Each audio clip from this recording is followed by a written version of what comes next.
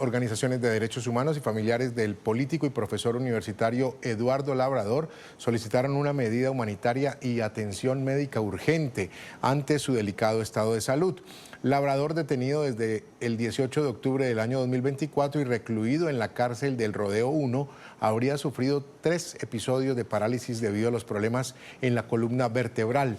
Según denuncias, la condición de reclusión en el penal impide su adecuada recuperación y lo pone en riesgo de quedar parapléjico.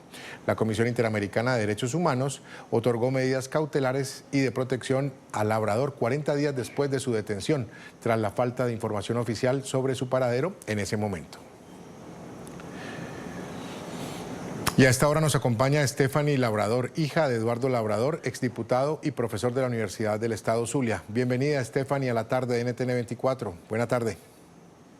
Buenas tardes, gracias por el espacio. Gracias a usted por acompañarnos. ¿Cómo se encuentra hoy su papá, Eduardo, y cuál es la condición médica actual?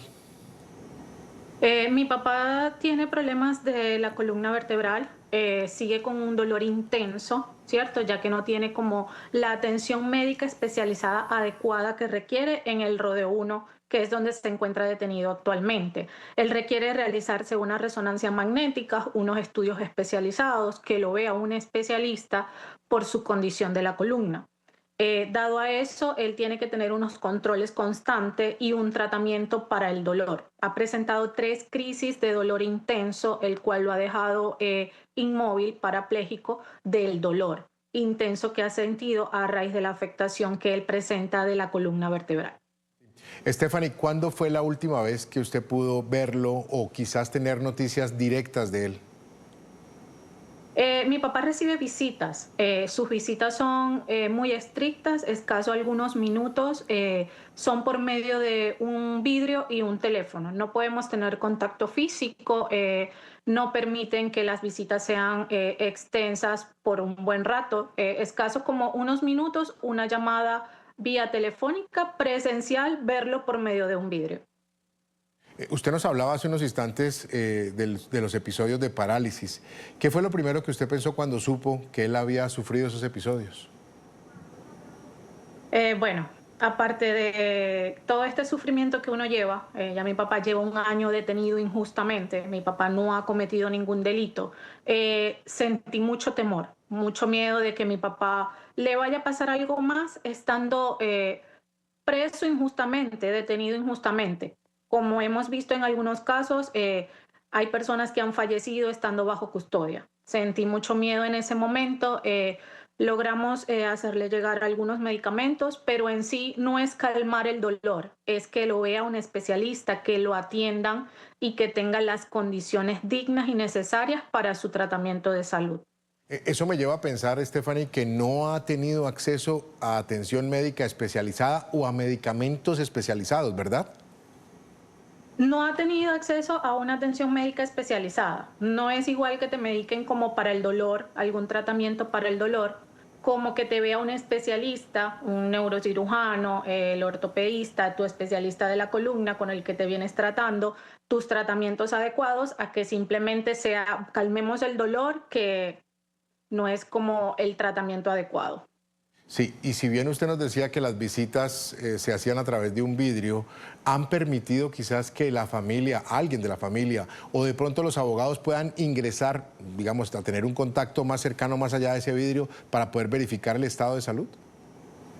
No, no nos han permitido ni la defensa privada, en este caso se han violado todos sus derechos, no nos han permitido que alguien lo pueda contactar más físicamente, verlo más allá de esa parte del vidrio, en esos escasos minutos. ¿Y dónde quedan entonces las medidas cautelares que recibió por parte de la CIDH, la Comisión Interamericana de Derechos Humanos? ¿El régimen ha cumplido con esas recomendaciones que le ha hecho la CIDH en el caso específico de su padre?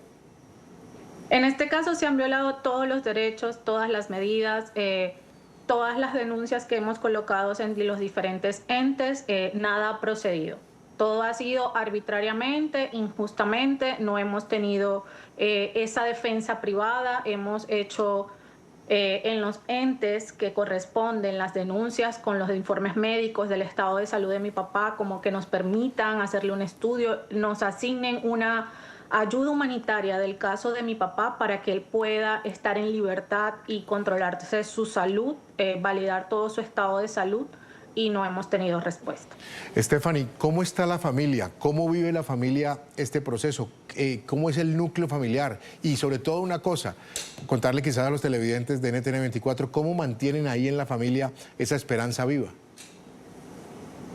Bueno, ha sido un año muy largo, de mucha incertidumbre, mucho sufrimiento, tanto para la familia como para mi papá, que ha sido aislado totalmente, injustamente encerrado. Mi papá no ha cometido ningún delito, mi papá es también un profesor universitario.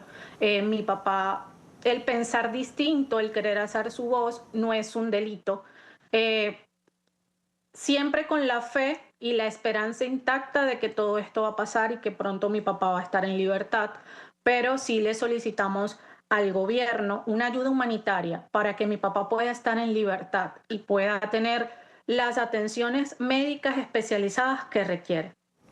¿Qué significa para ustedes, Stephanie, a pesar de todo esto que hemos hablado, las alertas médicas, la condición tan difícil de salud por la que enfrenta su padre, que él siga detenido? ¿Qué hay en su interior al ver que todo esto se le sigue negando y él sigue en una condición bastante complicada?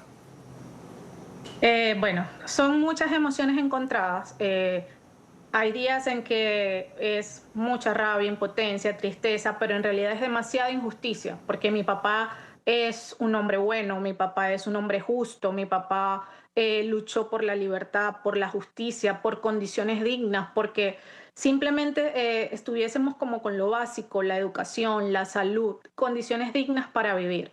Entonces, es mucha injusticia lo que está pasando. Ya va un año de esta detención arbitraria.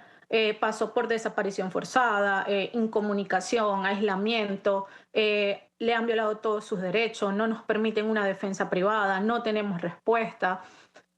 Son muchas cosas al tiempo que han sido violadas. Si usted tuviera, Stephanie, a su papá en este momento al frente, ¿qué le diría? Bueno, que mi voz es su voz, que vamos a seguir luchando y no vamos a tener el silencio en su caso, que el mundo debe de saber que él es inocente, mi papá no ha cometido ningún delito y que lo amo mucho.